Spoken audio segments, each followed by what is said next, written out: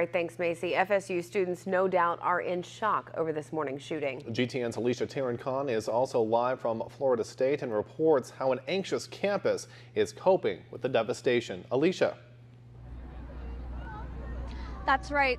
Hundreds of students were in the Stroger Library studying for exams and working on assignments when they say the shots were fired. Students tell us they could hear those shots from their dorms, and other students tell us that they even had friends in the library as the shooting was happening.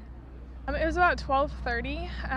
Me and my roommate were in our room and we just heard a lot of noise outside. It sounded like firecrackers. That's what I thought it was at first.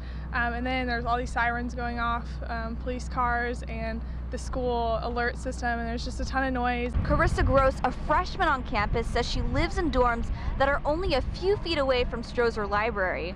Gross says she found out later that some of her roommates were in the library when shots rang out. And that's when it got really scary, just because no one knew what was going on. So just hearing that I had friends in there and just not knowing if they were safe or not. And even now we don't really know the names of who. So it's just scary not knowing who's been hurt and who's been really affected by it. So. Eddie O'Neill, a junior at FSU, says he was supposed to be at the library to study for an exam, but he never ended up going. He has a few friends who were in the library texting when the shooting happened. One of my friends, as they were being let out, they took a picture of one of the whiteboards in one of the group study rooms, and it was from kids that had gone up there, and in case they didn't make it out, they actually wrote "I love you" to their parents and everything.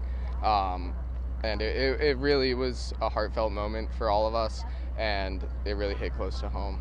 Natalie LeBeau is a graduate student at FSU. She says that she has spent many nights at the library and that she prays for the families that are affected by the shooting, and she hopes FSU will be stronger after this. I hope that this crime tape comes down as soon as possible, and then we can come back to being Florida State. We can come back and be normal come tomorrow. Unfortunately, there are exams and projects that are due tomorrow, but I would much prefer to suffer under the grind of projects and exams and have all the student body have to go through this.